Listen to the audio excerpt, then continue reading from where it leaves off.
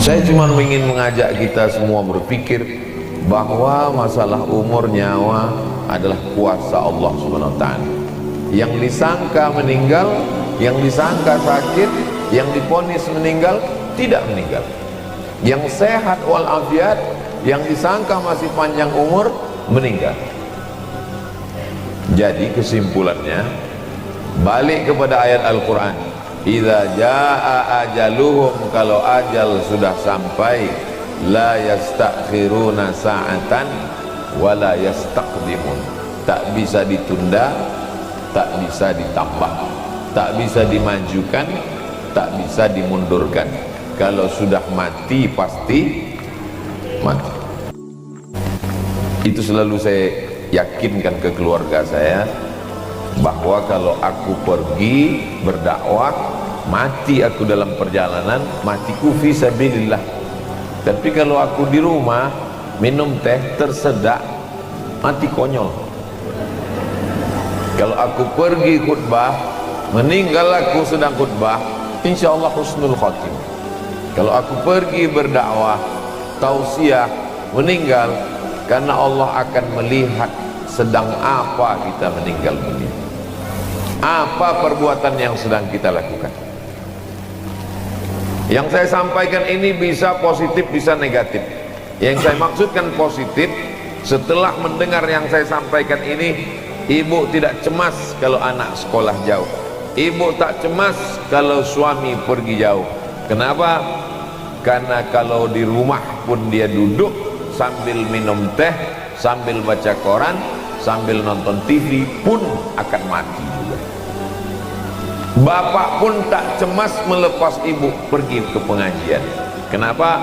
Karena seandainya ibu duduk di rumah menonton sinetron, melihat tokoh di sinetron itu dipukuli, kumat jantung ibu, ibu pun akan mati juga di depan TV.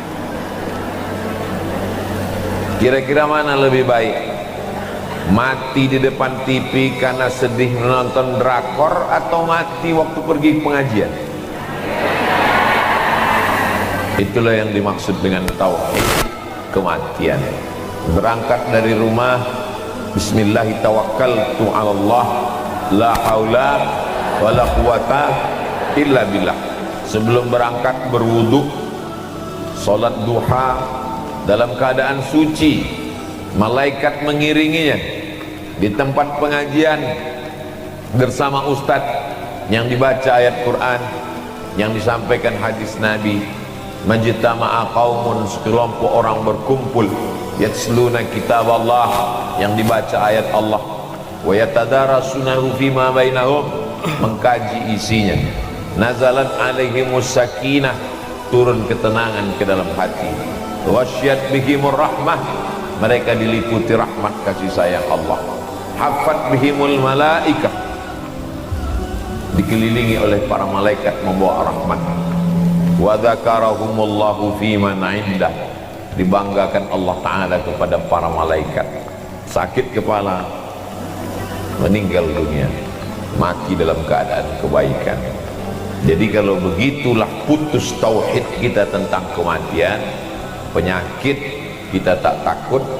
Tapi ada efek negatifnya dari yang saya sampaikan ini. Yang tidak memahami dengan baik dan benar, hanya sekedar rasional akal, habis ini dia tak mau pakai masker lagi. Terus ditanya, ibu tak pakai masker? Kalau tak mati, tak mati, kata Allah. Besok pagi jamaah ini tak mau pakai helm lagi. Semprit sama polisi lalu lintas razia, tanya, ibu tak pakai helm?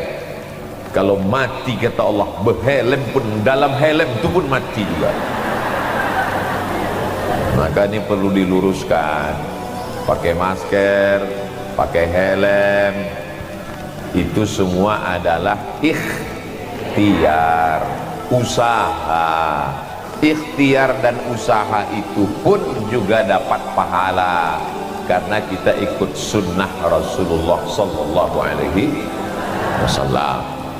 Negatif dari yang saya sampaikan ini, nanti kalau ada ibu-ibu yang sakit, dia tak mau makan obat. Pas disuruh minum madu, ibu minum madu ya, kalau tak mati kata Allah tak mati. Ibu minum habba sauda ya, kalau tak mati kata Allah. Jadi minum madu, minum habba sauda ke rumah sakit itu juga sunnah, itu juga ibadah. Karena kata Nabi likulli da'in dawa, setiap penyakit ada obatnya. Fatadahu, maka berobatlah kamu. Yang pertama tadi saya sampaikan akidah, keyakinan, tauhid tentang kematian. Yang kedua ini adalah ibadah, usaha, ikhtiar, berobat, pergi ke dokter. Tapi jangan rukun iman ditambah jadi 7. Antu'mina billah wa malaikatihi wa kutubihi wa rusulihi wal yaumil akhir wa biqadri khairihi wa syarrihi wa bi dokter spesialis. Kira-kira yang saya sampaikan ini jelas? Kuatkan keyakinan bahwa hidup kita sudah diatur Allah Subhanahu